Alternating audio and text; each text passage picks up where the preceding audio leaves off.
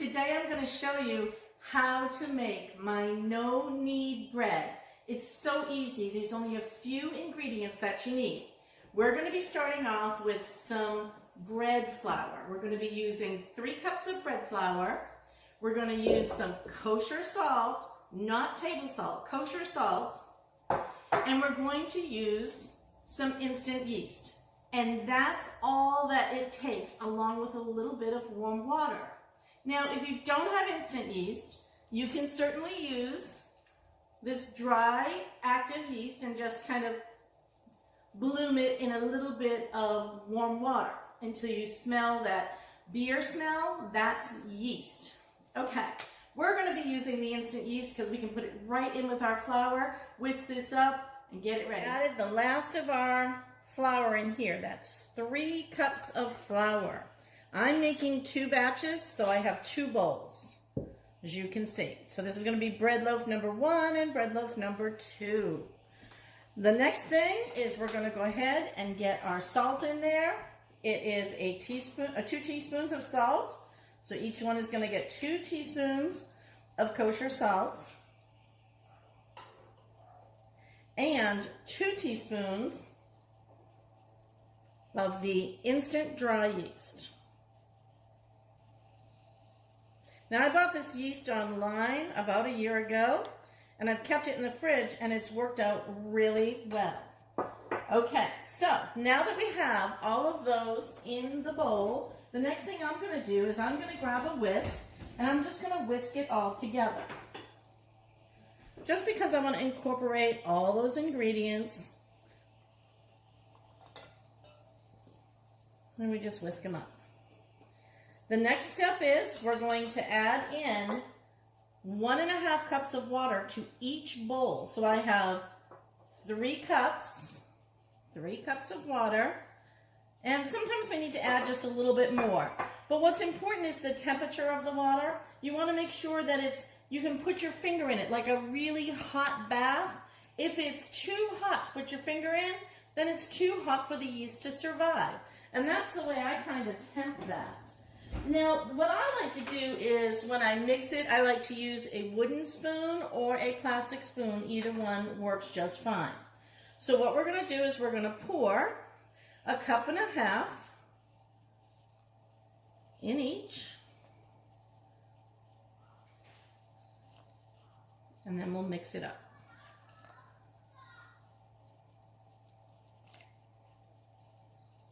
Just a little bit more.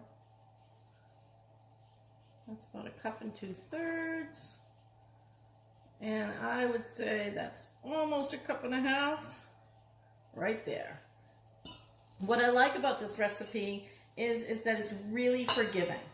So if you mix your dough and your dough is a little bit too mushy, you can add a little bit more flour.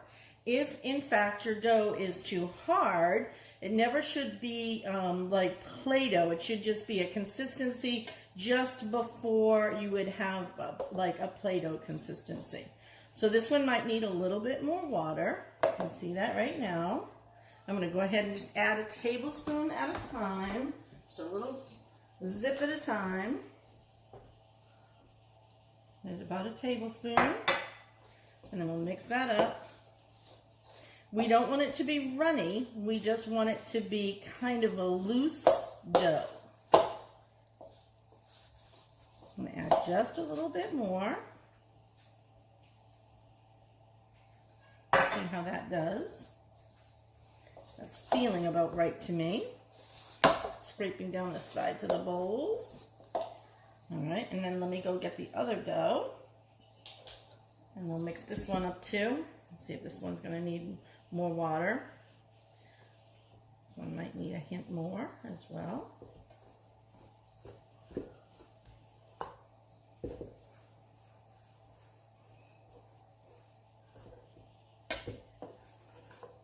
That one could use a hint more. See how it's kind of stringy?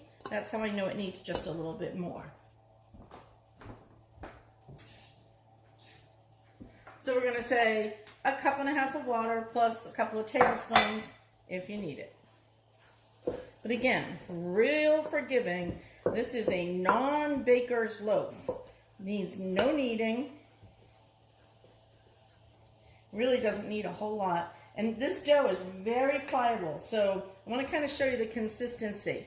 It's very sticky. That's what we want. Same here. Real sticky. All right. What we're going to do is we're just going to let these rise.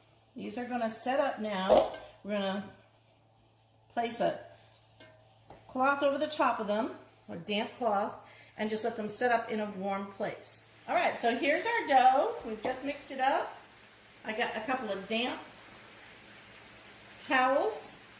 We're going to place these over the top and set them in a nice warm area. Do not set them on this cold counter.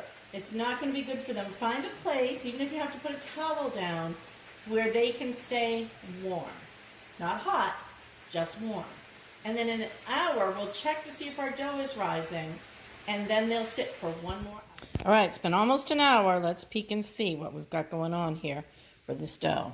As you can see, it's starting to rise. It hasn't quite doubled in size yet, but I know my yeast is working, so I'm going to cover it back up and let it do its thing. All right, we're preheating our oven to 450 degrees. Once that oven is up to temp, we're going to drop the cast iron pot, our Dutch oven, right in with the lid on, and let that cook and warm up. When your timer gets down to around the 10 or 5-minute mark is when you want to start prepping this surface with your tablespoon of all-purpose flour. So we'll go ahead and I might have a little more than that here, but that's okay. It's not going to hurt anything. We want to look at our bread that has risen twice its volume and sprinkle just a little bit on the top here as well. And now we're going to just kind of get it out of this bowl any way we can. Sometimes using a spatula works, and plop it right down on top of this surface. Let me grab a spatula, and that's what we're going to do.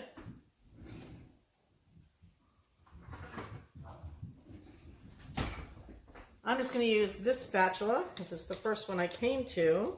Let's see if I can just plop it out onto my surface. Perfect.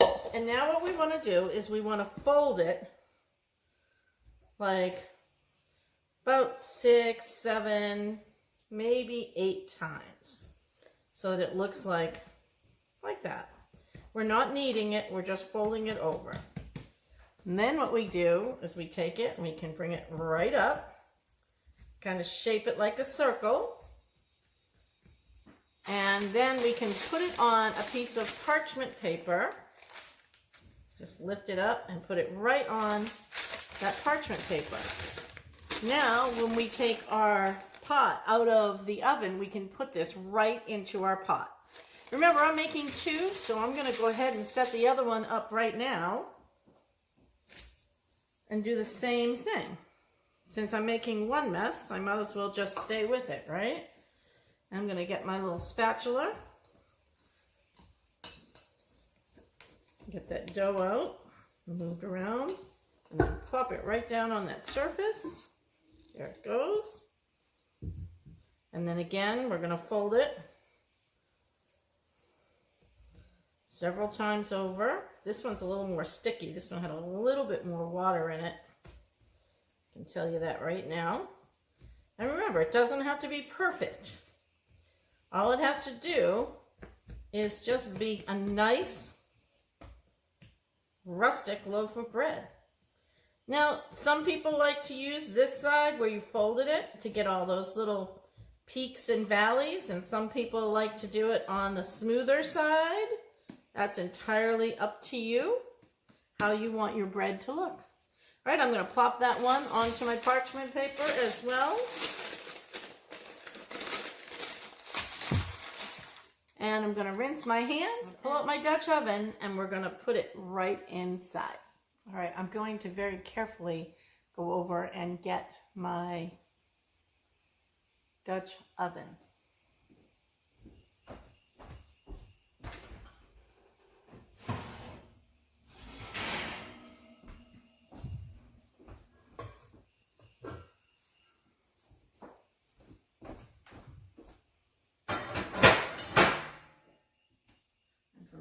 goodness, it's almost time for a new pair of mitts. Now what we're going to do is we're going to take that bread, we're going to pop it right in to the Dutch oven. Be careful, don't touch it with your fingers because it is boiling hot, 450 degrees. That's what's going to make this bread amazing. I'm going to get the cover on it. Back in the oven it goes for 30 minutes. All right, our timer's just about ready to go off, so let's take a quick peek and see how it's coming. Oh, look how beautiful that looks.